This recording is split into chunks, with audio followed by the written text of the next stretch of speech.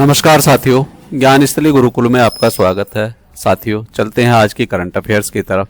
आज की current affairs में सबसे पहला टॉपिक है हमारा, दिल्ली एनसीआर में सर्दियों के दौरान वायु प्रदूषण बढ़ने का मुख्य कारण क्या है? तो यह तापमान इन्वर्सन है। साथियों, दिल्ली विश्व का सबसे प्रदूषित शहर बन गया है, जो पहले भी रिकॉर्ड तोड़ चुका है। तो आगे चलते हैं इसी के साथ अगले प्रश्न की तरफ। सिंधु गंगा मैदान में प्रदूषण का एक प्रमुख भौगोलिक कारण क्या माना जाता है? तो मैदान का कटोरे जैसी संरचना इसको माना जाता है। इन दोनों नदियों के बीच के जो मैदान है वो कटोरे जैसी संरचना है। दिल्ली में PM 2.5 स्तर बढ़ने में किस कारक का सबसे बड़ा योगदान होता है? तो यहाँ सबसे ज्यादा योगदान पराली जलाने का होता है। हरियाणा पंजाब के किसान पराली जलाते हैं तो दिल्ली में बहुत ज्यादा प्रदूषण हो जाता है। निम्न में कौन सा स्रोत एनसीआर में प्रदूषण बढ़ाने वाला प्रमुख स्रोत है? तो निर्माण धूल यह प्रमुख स्रोत है। जितने भी कंस्ट्रक्शन कार्य होते हैं इससे भी बहुत ज्यादा प्रदूषण होता है। कौन सी संस्था विश्व स्तर पर शहरों की PM 2.5 प्रदूषण रैंकिंग जारी करती है? तो IQR एयर, यह हमारी IQ एयर है ये। अगला प्रश्न, दिल्ली अंतर्राष्ट्रीय व्यापार मेले में भारतीय रेलवे की प्रदर्शनी किस प्रमुख थीम पर आधारित थी? एक भारत श्रेष्ठ भारत पर यह आधारित थी, जो अभी भी प्रगति मैदान में चल रहा है। रेलवे की प्रदर्शनी में किस आधुनिक ट्रेन मॉडल को प्रमुख रूप से दिखाया गया है? तो वंदे भारत ट्रेन को प्रमुख रूप से दिखाया गया है। भारतीय रेलवे का कौन सा लक्ष्य हरित ग्रीन मिशन से संबंधित है? तो ऑप्शन बी, 2030 तक नेट जीरो कार्बन उत्सर्जन। रेल प्रदर्शनी में देश की एकता दिखाने के लिए किस प्रकार के प्रोजेक्ट प्रमुखता से दिखाए गए हैं? तो समर्पित माल गलियारे, ऑप्शन बी हमारा।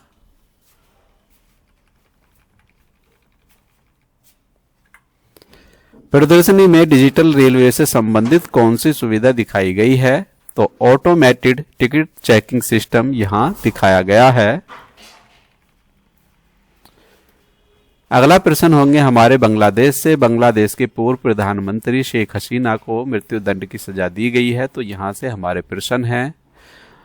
साथियों, किसी देश के प्रधानमंत्री को मृत्युदंड की सजा मिलना एक बहुत बड़ी बात है। तो यहां से हमारे प्रश्न हैं, बांग्लादेश की अंतर्राष्ट्रीय अपराध न्यायाधिकरण ICT ने पूर्व PM शेख हसीना को कौन सी सजा सुनाई है? तो ये मृत्युदंड की सजा इनको सुनाई गई है। ICT द्वारा शेख हसीना को किस अपराध के लिए दोषी ठहराया गया? तो मानवता के विरुद्ध अपराध के लिए दोषी ठहराया गया है इनको। शेख हसीना के साथ किस पूर्व मंत्री को भी मृत्युदंड सुनाया गया है? तो ऑप्शन बी है यहां पर, असदुज्मान खान पूर्व गृह मंत्री हैं ये, इनको भी मृत्युदंड की सजा दी गई है। ICT ने शेख हसीना पर किस घटना से संबंधित हत्याओं का आरोप लगाया है? तो छात्र प्रदर्शनकारियों की हत्या के लिए इन पर आरोप लगाया गया है। फैसला सुनाए जाने के समय शेख हसीना कहां थी? तो फैसला सुनाए जाने के समय शेख हसीना भारत में थी। भारत ने शेख हसीना को शरण दी हुई है। किस न्यायालय ने यह फैसला सुनाया है? तो यह ICT ने सुनाया है। शेख हसीना ने इस फैसले को किस तरह वर्णित किया है? तो राजनीतिक रूप से प्रेरित और पक्षपातपूर्ण इन्होंने बताया है। ICT ने पूर्व पुलिस प्रमुख अब्दुल्लाह अल मामून को क्या सजा दी है? तो 5 वर्ष की कैद की सजा इनको दी गई है।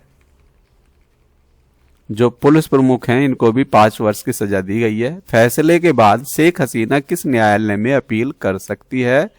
तो ये बांग्लादेश सुप्रीम कोर्ट में अपील कर सकती हैं। आईसीटी के अनुसार शेख हसीना की जिम्मेदारी क्यों मानी गई है? उन्होंने सुरक्षा बलों को हिंसा रोकने से नहीं रोका, इसलिए मानी गई है। इसके बाद अगला प्रश्न होगा हमारा मक्का मदीना से। भारतीय लोग मक्का मदीना की यात्रा पे गए हुए हैं, वहां से बहुत बड़ी दुखद घटना है। मक्का से मदीना जा रही भारतीय उम्रा यात्रियों की बस किससे टकराई, जिसके कारण भीषण आग लग गई? तो तेल टैंकर ईंधन से यह टकराई है, जहां 42 लोगों की मृत्यु हुई है। इस दुर्घटना में लगभग कितने भारतीय नागरिकों की मृत्यु की पुष्टि हुई है? तो यहाँ 42 भारतीय लोगों के मृत्यु की पुष्टि हुई है। मारे गए अधिकतर यात्री भारत के किस राज्य से हैं? तो सबसे ज्यादा तेलंगाना राज्य के यात्री हैं। दुर्घटना के बाद भारत का कौन सा दूतावास कॉन्सुलेट राहत व सहायता के लिए सक्रिय हुआ है? तो जेद्दा कॉन्सुलेट यह हुआ है। इस दुर्घटना का मुख्य कारण क्या माना गया? तो टैंकर से टक्कर के बाद लगी तेज आग, यह मुख्य कारण माना गया है। इसके बाद है हमारे प्रश्न, भारत ने अमेरिका से किया है समझौता। भारत ने अमेरिका से कितनी मात्रा में एलपीजी आयात करने का ऐतिहासिक समझौता किया है? तो ऑप्शन बी 2.2 MTPA की यह मात्रा है, जो बहुत बड़ी मात्रा है। यह इसके समझौते से भारत में एलपीजी लगभग सस्ती हो जाएगी। यह एलपीजी समझौता भारत की वार्षिक एलपीजी आयात का लगभग कितना प्रतिशत है? तो यह 10% है, ऑप्शन सी। भारत अमेरिका ने एलपीजी आयात किस वर्ष के लिए करेगा? तो यह 2026 तक के लिए यह समझौता हुआ है। इस समझौते में एलपीजी के मूल्य निर्धारण के लिए किस अमेरिकी प्राइसिंग हब का उपयोग किया गया है? तो ऑप्शन बी हमारा आंसर। इस समझौते का मुख्य उद्देश्य क्या है? तो इस समझौते का मुख्य उद्देश्य ऑप्शन बी ऊर्जा सुरक्षा और आयात स्रोतों में विविधता।